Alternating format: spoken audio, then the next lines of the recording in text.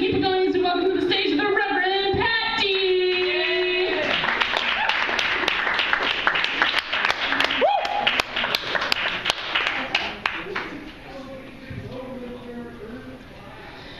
What I find amazing is that, thanks to the propaganda and endless fucking bullshit you hear in the media, people make a much bigger issue out of what people say than what people do. And so many people end up in the doghouse because they say something that's inappropriate. Imus ended up in the doghouse because he said nappy-headed hoe.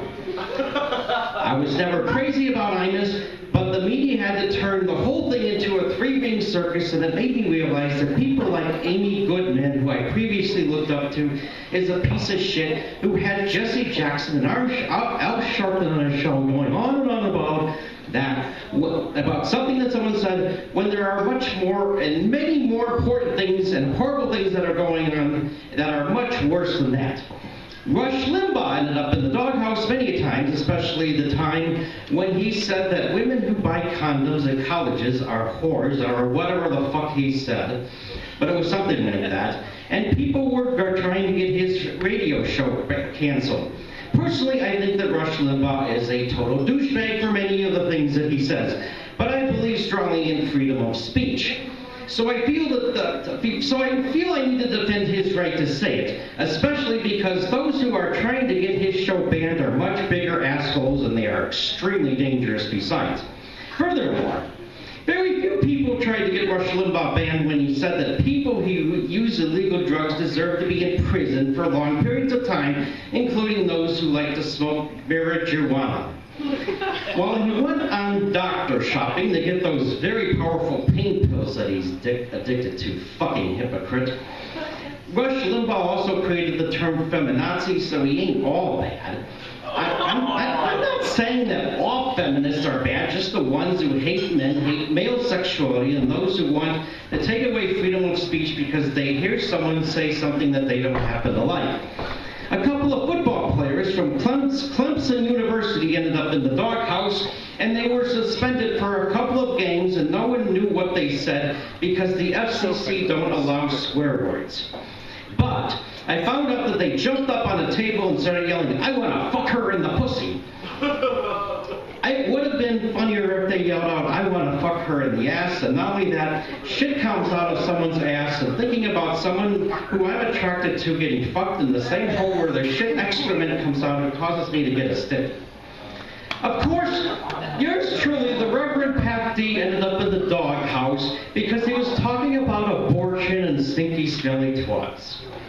At the wrong venue to the wrong crowd. And not only that, this fucking douchebag, and I'm not going to mention any names, but he got in my face about that.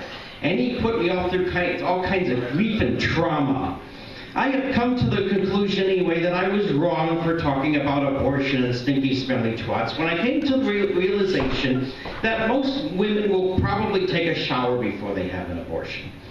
Now, there are many people who say talking about obscenity does not fall under a person's First Amendment right to freedom of speech because they have a stick up their ass and they are fascist pigs and they are stupid.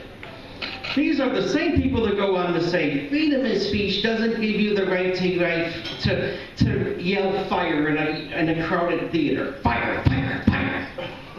What the fuck does that have to do with obscenities?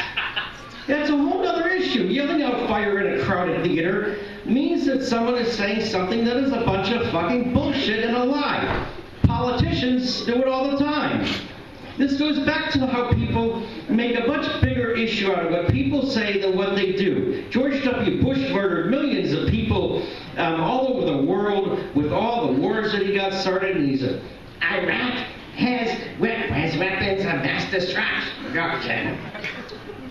And now look what it's turned into. George W. Bush should have been impeached for saying that because that turned out to be a bunch of fucking bullshit. But if George W. Bush said nappy-headed hoe, his ass would have been impeached so fast.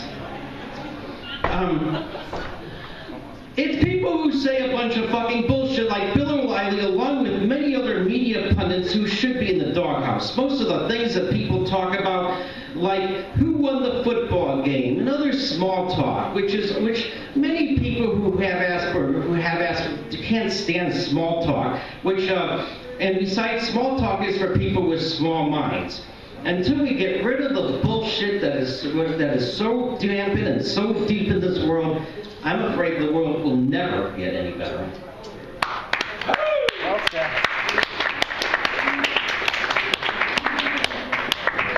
Okay, judges, we went a lot of places during that. What do you think?